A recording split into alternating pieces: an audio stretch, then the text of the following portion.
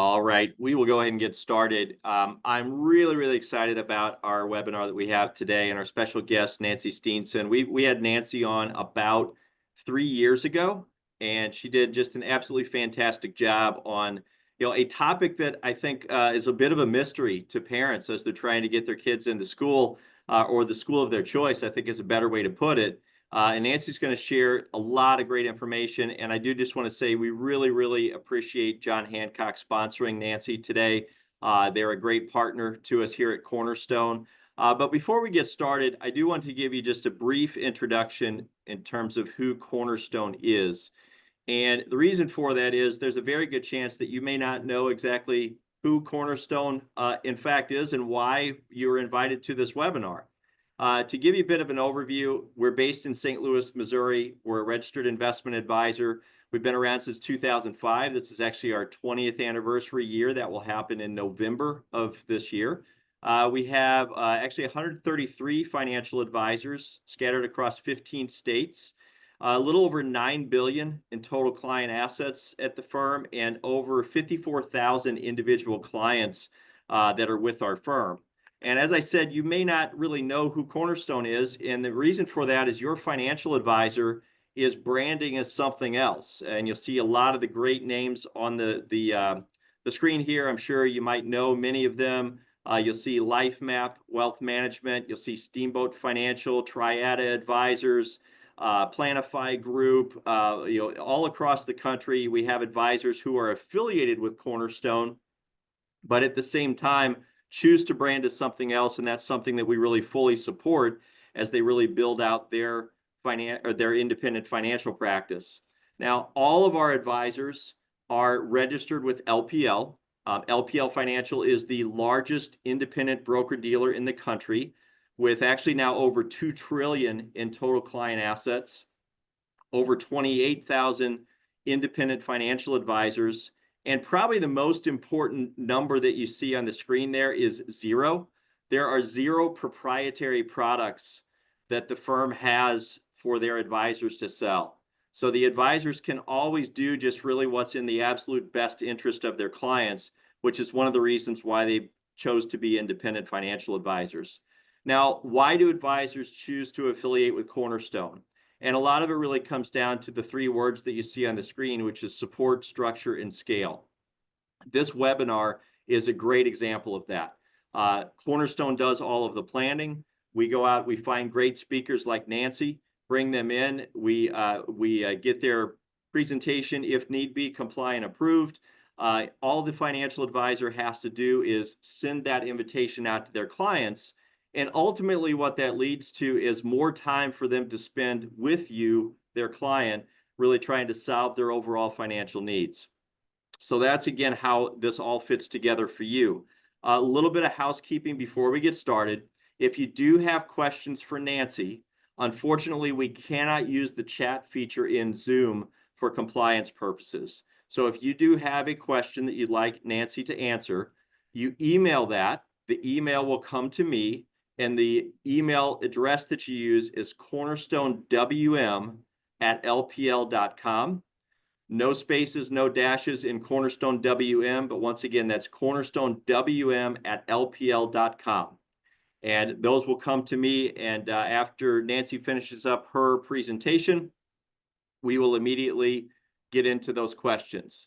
So as I said at the beginning, it's really my pleasure to introduce Nancy Steenson. And as I said, about 3 years ago, we had Nancy come on, gave a fantastic presentation. I can tell you, as a parent of 3 children, one's already out of college, one is in college right now, one is right behind going into college. I absolutely took some of the things that she shared from that presentation, and it was very helpful as we were going through the college admissions process.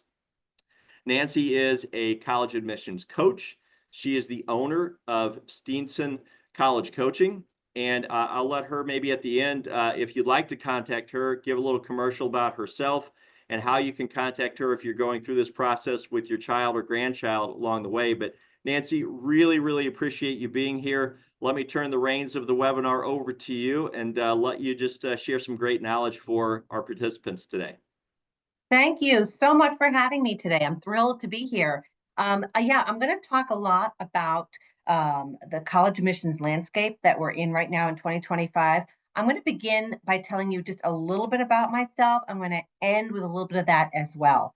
I own my own firm, Steenson College Coaching, and what I do all day, every day is work with young people, high school students who are applying to college. Some of them start with me in ninth grade, some of them start with me in 11th grade, but I help all of them through the whole process, through high school, making academic choices, making extracurricular choices, talking about the testing landscape, which we're going to do today. And I just love it. I love working with them. When I'm not working with those students, which is the vast majority of my time, I love speaking engagements like this.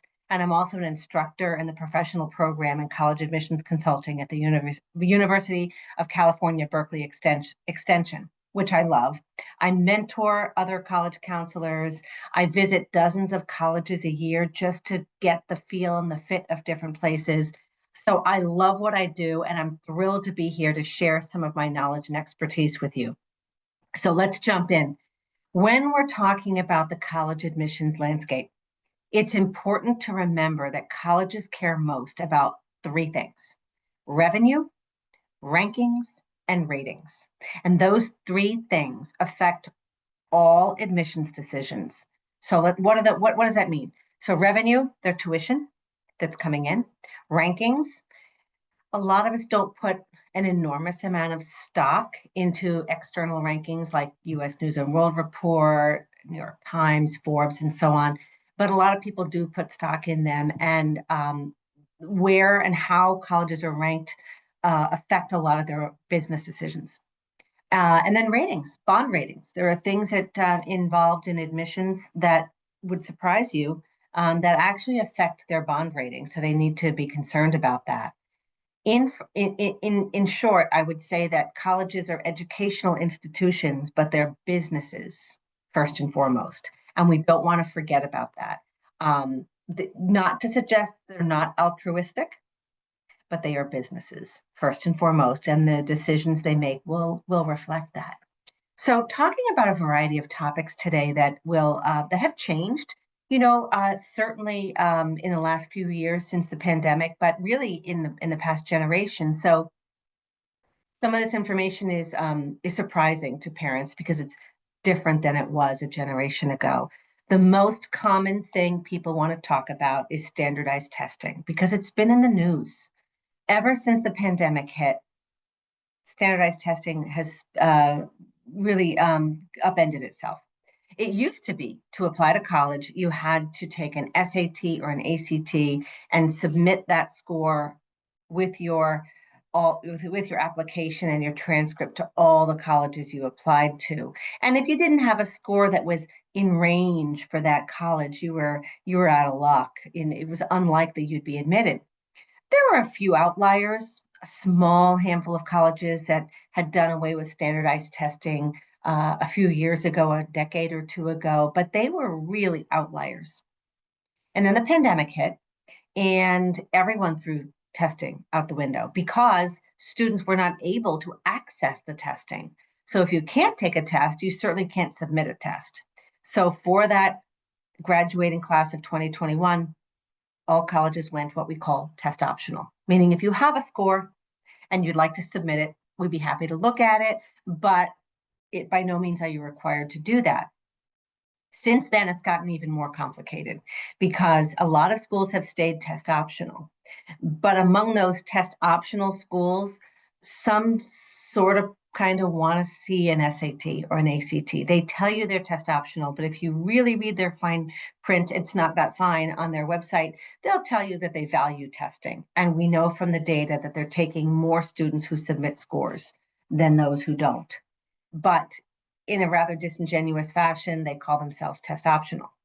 Some colleges are test blind. So the University of California system would be an example of that. Even if you've taken a test, we won't look at it. We will not consider it.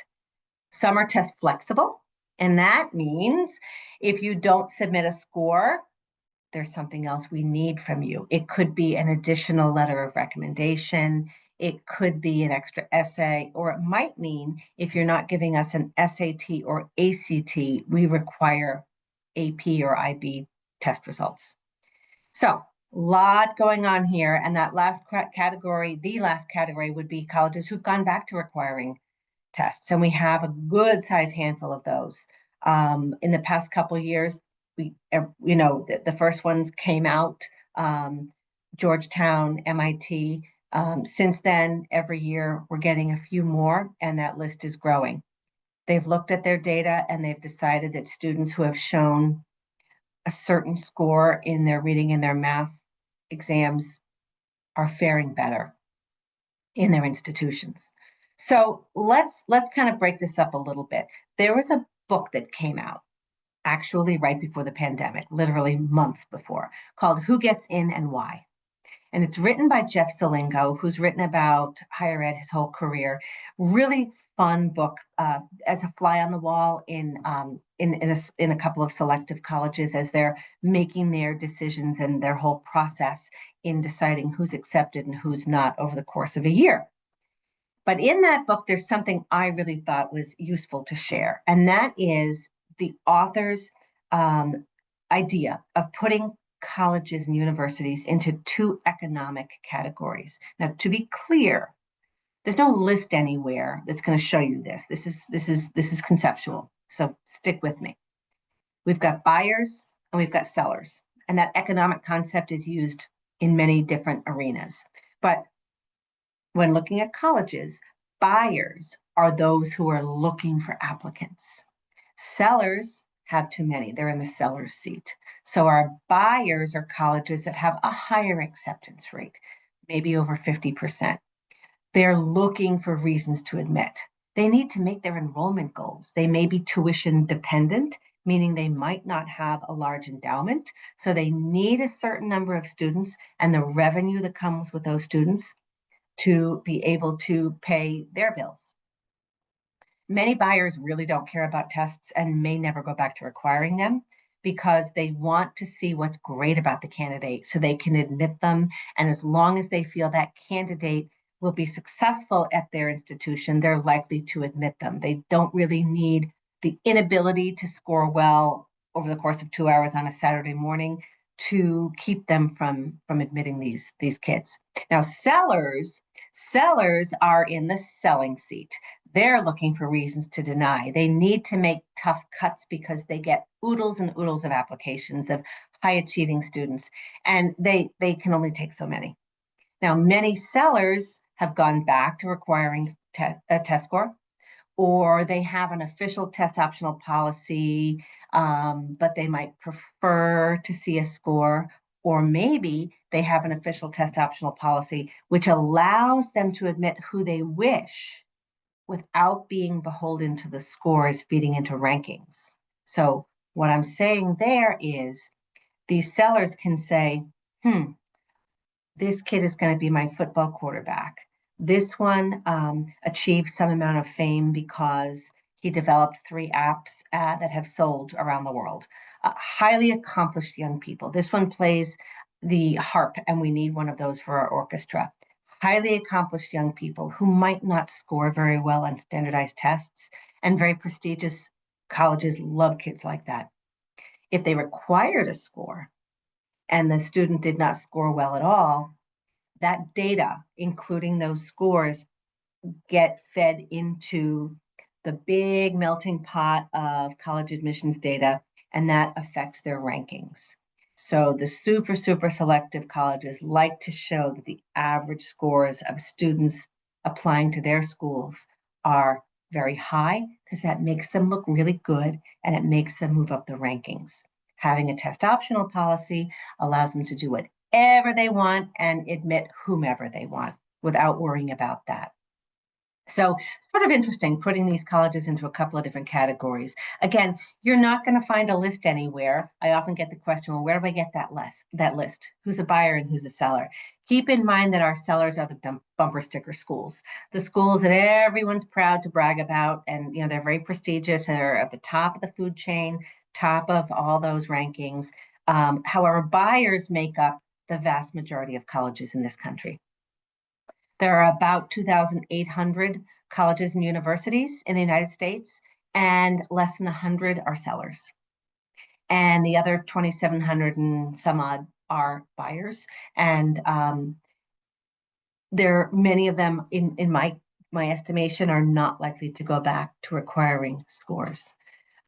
So let's talk about what does matter on a college application if the score is not going to be a big part of that application. So what matters is not so much GPA, which is something a lot of families like to talk about. Well, my son has a 4.0, my daughter has a 4.8. It's just a number, and it can be complicated because a GPA is a number that a high school awards to a student on the transcript. And it's based on the grades that student got, and also the bumping up of that number based on the rigor of the class. So in some high schools, if an A is a 4.0, an A in an honors class might be a 4.3, or it might be a 4.5. An A in an AP class might be a 4.8 or a 4.3 or a 4.5, whatever the high school wants it to be. So it's impossible to compare high school to high school to high school. So someone who has a 4.8 over here may or may not be more accomplished than the 4.0 student over there. So a GPA in and of itself doesn't mean anything to me. Furthermore, it's really important to remember or to know that there's an enormous amount of grade inflation in this country. And a lot of parents aren't aware. So I want to make that really clear. 59% of high school graduates in this country who are going on to college have an A average coming out of high school. 59% of kids graduating high school going on to college have an A average. It used to be when I was in high school, the really smart kids got straight A's, and a lot of kids got A's and B's. And if you weren't so good at a subject, you got a C. And if you really were doing poorly, you'd get a D, and so on. We're not seeing D's, and we don't see a lot of C's. And B's are not as common as you think, all feeding into the 59% of high school grads having an A average. So when parents see their students getting a lot of A's, they may think that student is at the top of the class, but not necessarily. And more high schools don't rank their kids, being in the top 10% or whatever the rank might be. A lot of them aren't reporting that anymore. So we're left with a lot of kids getting a lot of A's and no way to know who's a stronger student. In short, A's on the transcript just don't mean as much as they used to. What matters is the rigor of the classes and the rigor of the high school. And that is what college admissions folks really dissect when they're looking at an application from a student, because a school guidance counselor is going to send along the transcript and something we call a school report. And that school report shows a breakdown of the kinds of classes that are offered at that high school. We offer college prep as well as honors classes. We only offer college prep classes. We offer AP classes in this many subjects. We don't offer AP classes. We have an IB curriculum, which is even more impressive and less common in this country. There are some public schools and some private schools that are well known for being highly rigorous, and there are ones that we know are not. I don't know them all, and you may not know many of them, but the people reading those applications do. So if it's really hard to get an A in your student's high school, they know. Don't worry. Their job is to know. They read applications by territory. The person reading the application for a particular high school, their job is that whole county or that whole state, however they divvy it up. But that person's job is to know the high school. So rigor of the high school will be known. Rigor of the classes is also known, again, because their job is to know the high school. If your high school offers college prep, honors, and AP classes, and you take all the easiest classes, which in that particular case would be college prep, and you get A's in all those, good for you, but you may not be impressing as much as if you took the harder classes. My students will tell me that, well, I do all my homework, so I get an A for homework. And then I get an A for class participation. I didn't do so well on the tests. I did all right on the quizzes, but I've got an A minus in the class. And I hear this, and then the parents think, well, my kid must be doing really well because he's got an A minus. So think about that. Colleges are going to dig deeper. They want to know about the rigor of classes. They want to know about the reputation of the high school. Now, that is not said to intimidate. You do not have to go to the most prestigious prep school in your area, not by any means. I'm simply suggesting that if the high school is known for rigor, then they look at things a little bit differently in terms of the grading. Now, what matters most is the high school transcript. That is the document that shows the classes and grades for freshman, sophomore, and junior year. And then it would also have the classes for the incoming senior year when the student applies to college in the fall. That's what colleges get. It's sent by the high school. And they're not going to jump and look to the GPA because they know it differs from high school to high school. What they are going to do is look at the classes that the student took and the classes that are offered based on the high school profile that they're given by the guidance department, and they're going to compare the two. And so with test optional policies at many of these schools, the transcript, the choice of classes, and the grades the student got in those classes, that is the crucial information. So I tell my students to know what their goal is when planning their high school plan of study over 4 years. Is their goal to graduate from high school? Is their goal to go to college? Is their goal to go to a selective college? Or maybe their goal is to go to one of the most selective colleges in the country. Those could well be 4 very different pathways through high school. What we don't want is, well, I'm not taking foreign language after sophomore year. Why not? I don't have to. What do you mean you don't have to? I don't need it. You don't need it to graduate from high school. But we better take a look at whether the colleges you're interested in expect it of you, even though it's not required to graduate. And in fact, the more selective colleges in this country are looking for 3 and 4 years of language. And in the words of the dean at Lafayette College on a webinar I did some time ago, why? Because it's hard. Because it shows stick-to-itiveness. Because we want 4 years of academic subjects over all five academic areas. So even though high schools offer a lot of classes that sound like fun, and they do, it's very different than it was a generation ago. Kids can choose from all kinds of interesting classes. In many cases, they choose their classes for the subsequent academic year without a parental signature.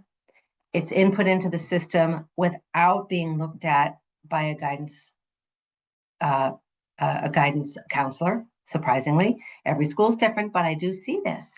And we can't leave these decisions to young people. They need the right advice. So what is the goal when planning the high school plan of study? If the goal is to go to college, that means take harder classes. Don't just stop when it gets hard, and don't take all the easy classes. If the goal is to go to a highly selective college, then you have to take all the hard classes. So English, math, science, social studies, foreign language. The goal, the bar, is to take all 5 subjects for 4 years, freshman, sophomore, junior, senior, at the highest level that you feel you can be successful in. So maybe that's CP classes, college prep classes. Maybe that would be honors classes. Maybe you can handle AP classes in a few subjects. Maybe you can handle AP classes in all the subjects. But you want to know what your goal is because colleges are looking for strong, well-rounded fundamentals. They want English 1, 2, 3, and 4, or honors or AP English classes. They want literature-based writing classes. So when a high school offers film studies, media studies, public speaking, journalism for English, that's an elective. We call that an elective, and it's extra, just like you can sign up for chorus or ceramics or anything else. Even though they let you take it for your senior year English, it sounds like fun. It is fun, and it will be perceived as such. And they know the rigor isn't there the way it would be with a standard literature-based English class, whether that's college prep, honors, or AP level. This is a rule of thumb regardless of the major the student wants to go into. Many high schools have interesting voc tech programs for people who think they want to go into healthcare. They may have pre-engineering classes, which are wonderful. Those are all extra, always extra. So I'm sure I want to go into engineering. I'm going to do this project lead the way or another engineering course of study. Great. In addition to physics and calculus at the highest level you're able to take. So keep in mind 5 academic subject areas for 4 years. You are allowed to break that rule, but you don't want to be breaking it in every subject all through high school. Sure, my STEM kids may not take a foreign language their last year, or they may not take social studies because they really want to double up on AP Science or AP Math. But for the most part, the more selective a college is, the more important it is to have those 5 academic subjects for 4 years. When it comes to science, I want to see biology, chemistry, and physics before you take any electives. We don't take astronomy or mythbusters instead of physics or chemistry. I mentioned that at very selected schools, this is exceedingly important. Surprisingly, the flagship state universities also have a very a high bar for these things as well. So you want to make sure that it's not just your super selective private schools. If you have your flagship state university in mind for college, go on their website, click on the admissions tab, find something that says what we look for or academic preparation, because they also set the bar quite high. You know, whether your student goes to public school or private school, you're paying for that education. Your property taxes fund your children's public school. Get your money's worth.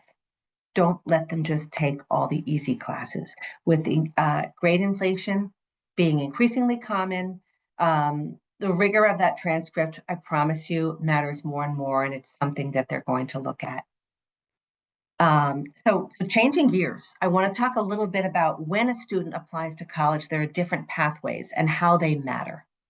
So you might be familiar with regular decision. You apply to college by January 1st. You get an answer in early spring, and then you have to make a deposit by May 1st. That's something that's been around more than a generation. Now, there are a couple of other things that have also been around for quite some time, but we see them much more today. One is called early action. With early action, you apply to college around November 1st, give or take a couple of weeks, depending on the institution. You usually hear by the end of the calendar year during winter break. And then you can still wait until May 1st to decide and send in your deposit. You can apply to as many schools early action as you wish. And then come January 1st, you can apply to as many schools regular decision in addition as you wish. You just pick one by May 1st. It's a wonderful pathway. It's a pathway where we mostly see the buyers, mostly see schools that have a little bit of a higher acceptance rate. So they're giving you an alternate pathway to apply. Early decision is similar, but yet very different from early action. With early decision, the similarities are you're also applying about November 1st, give or take a couple of weeks. You're also going to hear by the end of the calendar year. But the difference is you can only pick one to apply to. You apply to one school early decision. And here's the kicker. If you are accepted, you have already signed off, your parents have signed off, your guidance counselor has signed off that you will attend if admitted. It's an honor agreement. Why would you do that? Well, most of the very, very selective institutions, we're talking about our sellers again, they don't offer early action. And if they do, it's a form of early action called restrictive early action, which restricts you to one. But generally, they offer early decision, and for a reason. They love early decision. When a student applies early decision, as I said, they're bound to to accept the offer, which is wonderful for colleges. I'm going to explain that to you. If, let's just say, a college receives, I'm just going to make up some numbers, receives 10,000 early decision applications. And let's say they accept 2,000 of them, 20%. How many of those kids are going to go to that said university? 2,000, or pretty close to that, because they agreed to. That means the yield for their early decision pool is 100%. 100% of the kids who they accepted are going to attend. That number is called yield. And would you believe that a yield number affects their rankings when it's fed into that big bad machine that US News and World Report and the others have? Yield affects their rankings. And guess what? It also affects their bond rating. If a college has a very poor yield, like let's just say 10% of all admitted students choose to attend, that's not a great yield. That affects their bond rating. So yield is important. And if they can fill half their class with the early decision pool, and that whole pool has a 100% yield, you can see how that, I don't want to say artificially, but it sways that whole yield number, it changes it. So, and here's what's happening. Many colleges are filling half their class with the early decision wave, which kills me. So I have to talk to families and say, here's the deal. If you have your eye on a very, very selective college, and some kids do and some kids don't, but if you do, you have to think about whether you want to commit and apply early decision somewhere. Because if you don't, you're going to be in a much bigger pool of applicants applying for half the class. With early decision, it's a small pool of applicants applying for half the slots. And the statistics bear that out. To give you some crazy numbers, let's see, in a recent college graduating class, I'm going to throw some numbers out at you. Dartmouth College here in New Hampshire, in their early decision pool, they accepted 20% of their applicants, which is a pretty high number for an Ivy League institution. In their regular decision pool, they accepted 4.6%, and they filled 49.6% of their class with the early decision wave. Northwestern University outside Chicago filled their the acceptance rate for the early decision pool was 23%. The acceptance rate for the regular decision pool was 5.5%, and they filled 55.6% of their class with ED. So ED is great for colleges, not so great for families. It's hard for students to know and follow their senior year. This is the one college I want to go to, and I'm sure I want to go. I don't need choices. I don't need options. If I get in, I'm going to be happy. No second thoughts. It's hard to ask that of a 17-year-old. Furthermore, whether the family is eligible for need-based aid or merit scholarships, there's no comparing packages. If you get in, you go. The one exception is that if the need-based package offered to you is not doable for you and not the results you had gotten when you did your research and went on the school's net price calculator, you can get out of the agreement.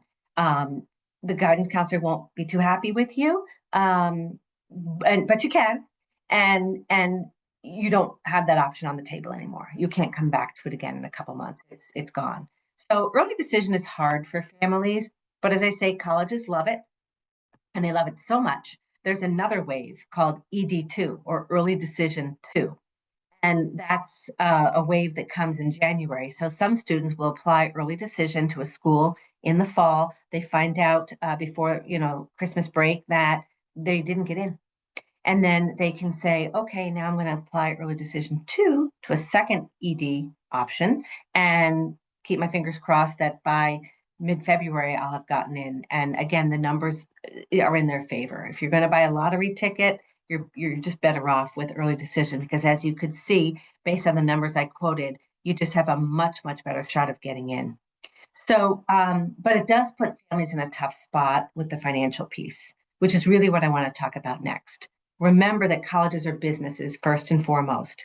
And but there's a lot of money there. There's a lot of money there for families, and it's really important to know that, how can my son or daughter get a great scholarship for college? The first and foremost, best way to get scholarship money, it's directly from the institution.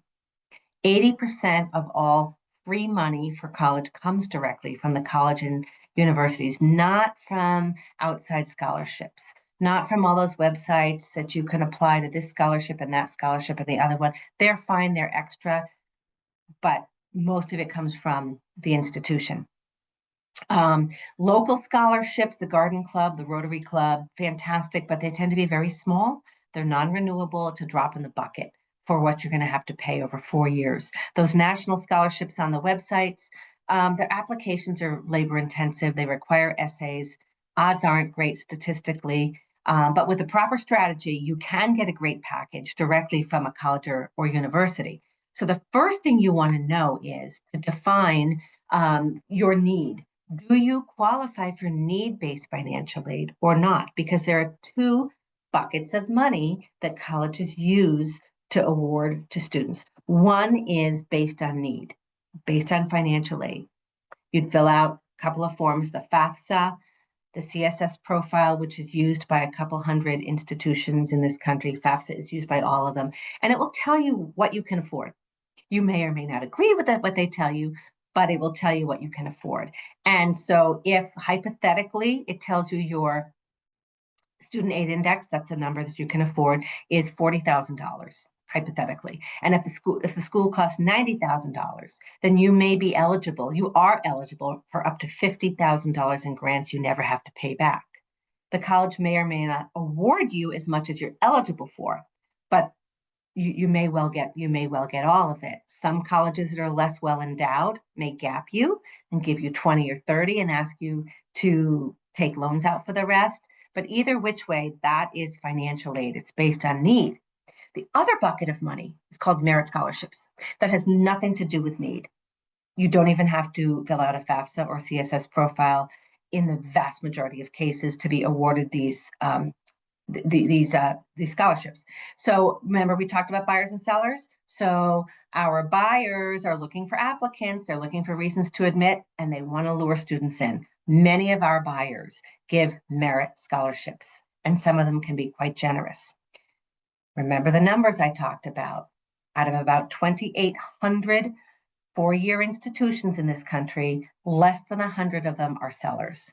Less than 100 of them have too many applicants, and those sellers generally don't give merit scholarships. If you don't qualify for need-based aid, you're probably not going to get a merit scholarship. You can check each and every website of each and every college to see what their policy is. You can ask the question when you go on college visits. They'll tell you. But you can pretty much expect that about 2,700 or so institutions will give merit scholarships. But if you want those bumper sticker schools, impress everyone, you're probably not going to get a cent if you don't qualify for need-based aid. So you need to know where you're shopping. If you want to go for a new car, you pretty much know if you're going to the Lamborghini dealership, or if you're going to go to the Toyota dealership, or if you're going to go to the used car dealership. You sort of know your budget. Well, when you're looking for a college, you want to know, do you qualify for need-based aid? Yes or no? If so, what is your student aid index? And there are calculators online, you can find that. If you don't qualify for financial aid, have you saved enough money? Do you have money in the 529s? Can you write a big fat check? If so, you don't have to worry about a thing. However, colleges are now hitting the $100,000 a year mark, some of them. And if you don't want to pay that, or you can't pay that, and you don't qualify for financial aid, you may want to be looking at those colleges that offer merit scholarship. The buyers, and trust me, many of them, many are wonderful institutions. Most of them offer a great education. You don't need the fancy name to be successful in life. Some people want the fancy name. Some people, it's not about the fancy name. Their student is exceedingly bright and wants to be challenged by other exceedingly bright students around them. Maybe a good fit for them is a very, very selective university. But again, when it comes to price, you have to know what your family wants to do and can do. Because in the end, you cannot, in most cases, you cannot chase prestige and merit scholarships in the same institution. They're going to come a little bit separately. I want to sort of finish with two quick topics. One is those forms that I just mentioned, the FAFSA, which is a federal form. It changed a year or two ago. It was an absolute nightmare for the class of 2024. This year, it's been all right, which is great because it was a big change in the form. If you have students who are older siblings or you've talked to friends and family, you need to know that the FAFSA did change. There are a few significant changes there. It's a shorter form. And I would say the most important change involves divorced families. If you're not married to the other parent of your child. It used to be that the custodial parent filled out the FAFSA and the other parent was off the hook. So one parent at the poverty level is saying, I need a lot of money, and the millionaire non-custodial parent is off the hook. That loophole isn't there anymore. So with the FAFSA, while only one parent has to fill it out, the parent who contributes more generously to the student's support, financial support, is the parent that must fill out the FAFSA. I can't tell you how they police this. I can only tell you the rules are the parent who contributes the most financial support to the student is the one that must fill out the FAFSA. There is a second form required of about 300 schools called the CSS profile. And just for your knowledge, both parents fill that out. So if you are applying to a school that requires a CSS profile, both parents are on there anyway.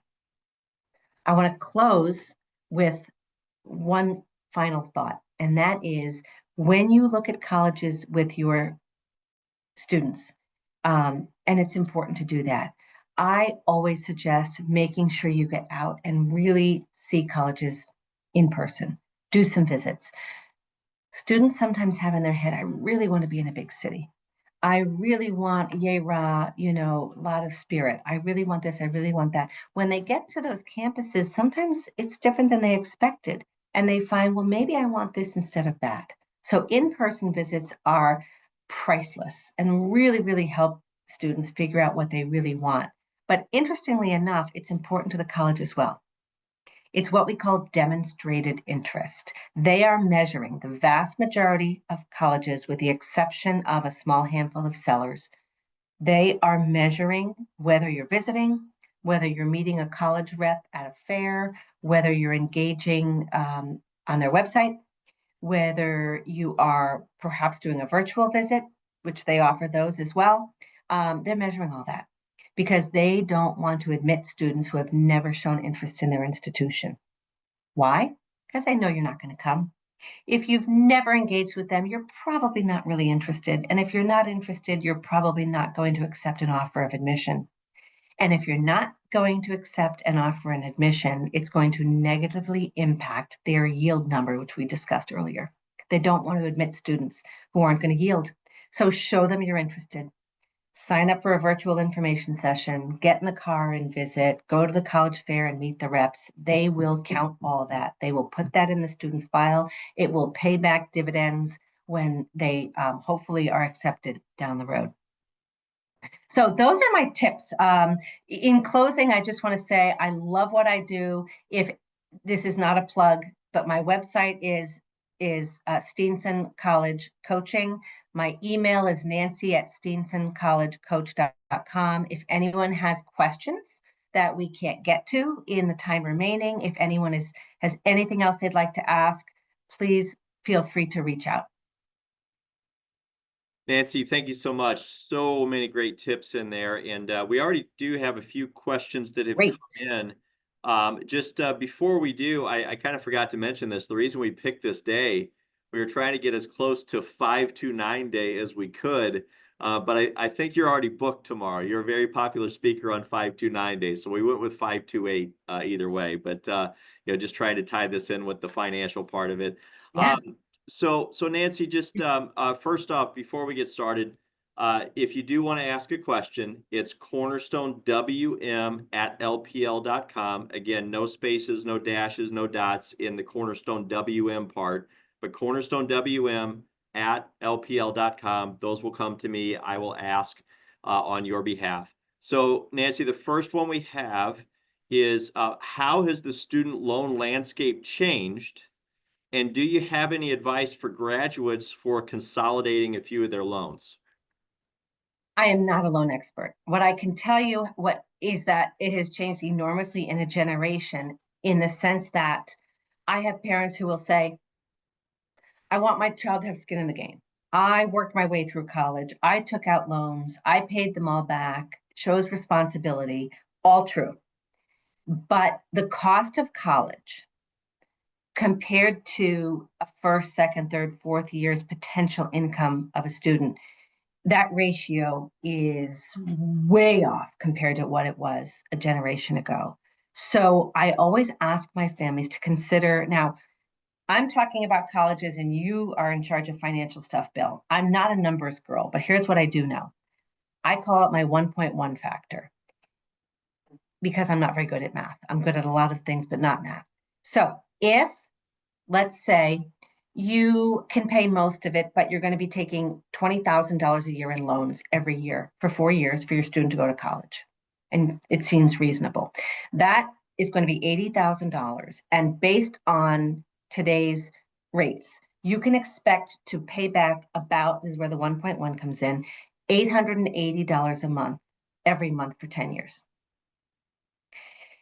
I don't know about your kids, but my kids, when they first got out of college, weren't making a lot of money. And I have one in Boston, one in New York City, and they're paying their own bills and they don't come to me asking for money and they've learned how to budget and they're not on my couch and they're not living in the basement because they're paying huge loans back. So if you can find a way to do this without loans, do not underestimate the impact of these loans. If you had to take $40,000 a year out to make up the difference for that $90,000 school, that's double. That's a 1,600 plus loan. And guess what? The federal government is only going to give your student about $5, $6, $7,000 a year. After that, you're co-signing as a parent. And so it's a family decision who pays those back. God forbid anything should happen to the child, the parent is still responsible. So that's what I can say about the landscape of loans.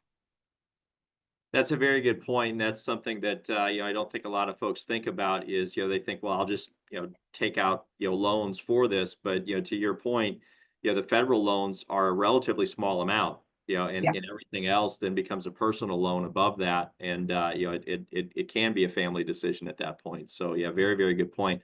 Nancy, I know on our first visit that we had with you about 3 years ago, I think you addressed this, but the question came up again. And of course, you talked about extracurriculars, kind of building out that resume, if you will, for that student who is applying. Um, First part of this question was, what about a job and kind of promoting that as an extracurricular? But then also, how do you reflect that? How do you let the college know about these extracurriculars? Is that the essay? Where does that come in as part of the admissions process? So there is a platform called the Common Application, and the vast majority of colleges in this country are part of that. So when you apply to college, from most colleges, it's one application, and on the Common App, there's a section to list up to 10 activities and describe them and put in the how much time you put on each one. So that's how it's reported. As far as what activities matter, jobs matter. They absolutely do. More and more, we're hearing colleges tell us we want to hear about family responsibilities. If you have to come home every day and take care of younger siblings, if you have to work, in order to support your family. If you have a lot of obligations at home, that counts as well. So activities is broadly defined as anything constructive that you do outside the classroom. It doesn't have to just be clubs and sports. It can be a hobby that you are deeply involved in. You're not accountable to anybody. It's your hobby, and that counts as well. So all these things matter. And I tell kids, look, don't go sign up for a million clubs. Nobody cares about that. They want to know what you're deeply involved in. So take what you love and go deep with it. Don't feel like you have to check the student council box because you already checked the athletic box. Don't worry about that. Do what you love, do it well, do it deeply. And the more selective a college is, there's a direct relationship. The more selective a college is, the more they're going to expect enormous accomplishment. So think leadership, think awards, think out of the box stuff. But then again, we're talking about that tippy top tier, in terms of what they're expecting. Most colleges are just looking for constructive time spent outside of the classroom.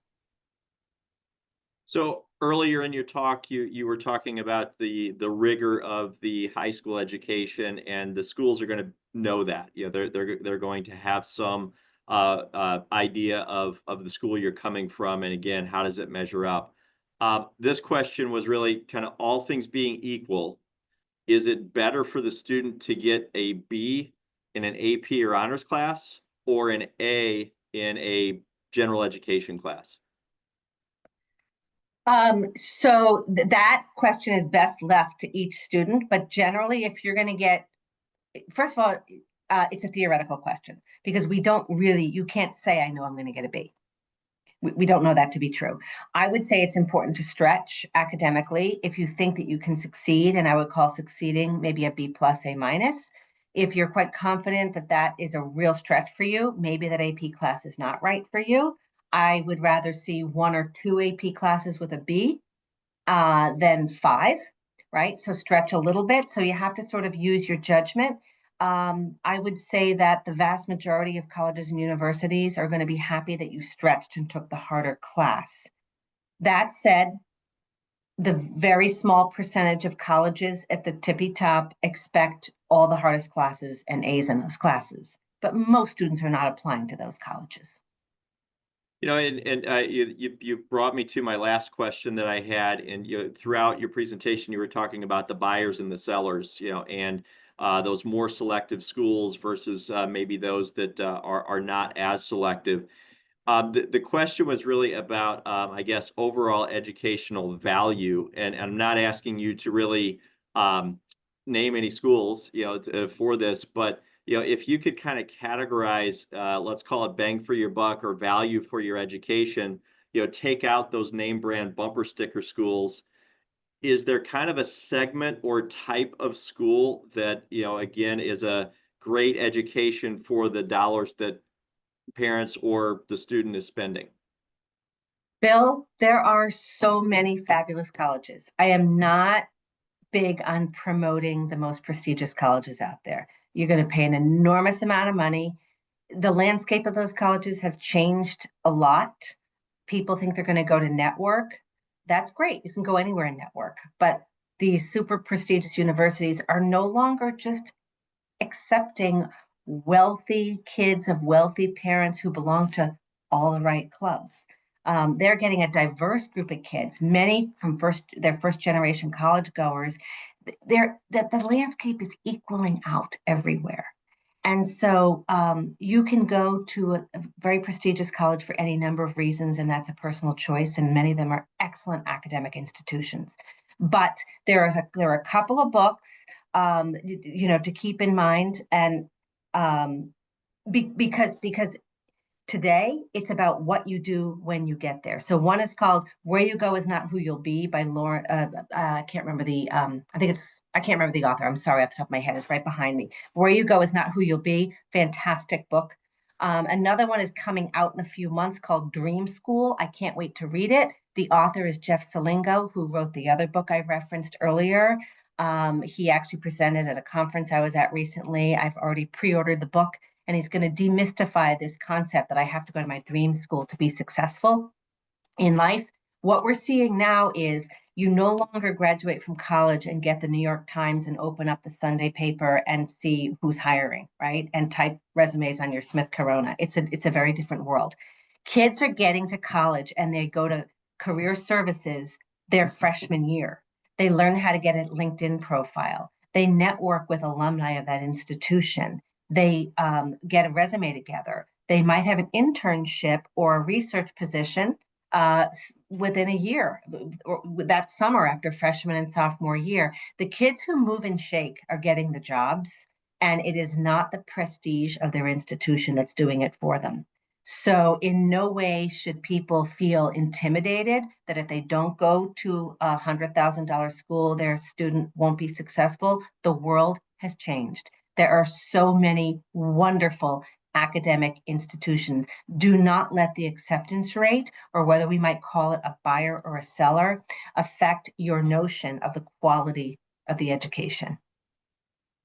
I think that's a great place to end. That was our last question that we had. Nancy, once again, I really thank you. Also thank John Hancock for bringing you to us today. That's just such a great benefit. They're a great partner of ours, but can't thank you enough, Nancy. For those of you who are on with us today, this is being recorded. This will go through a process of being viewed by compliance. They'll sign off on it, make sure everything that was in here is okay. We'll then be able to send a link out to you. So if you want to sit down with your student, maybe you have a grandchild or someone else that you think would find this useful, this will be something that you can share with them. But again, thanks for your time, Nancy. Thanks for everybody who was able to attend today. Thank you so much for having me. Absolutely. Have a great day. You too.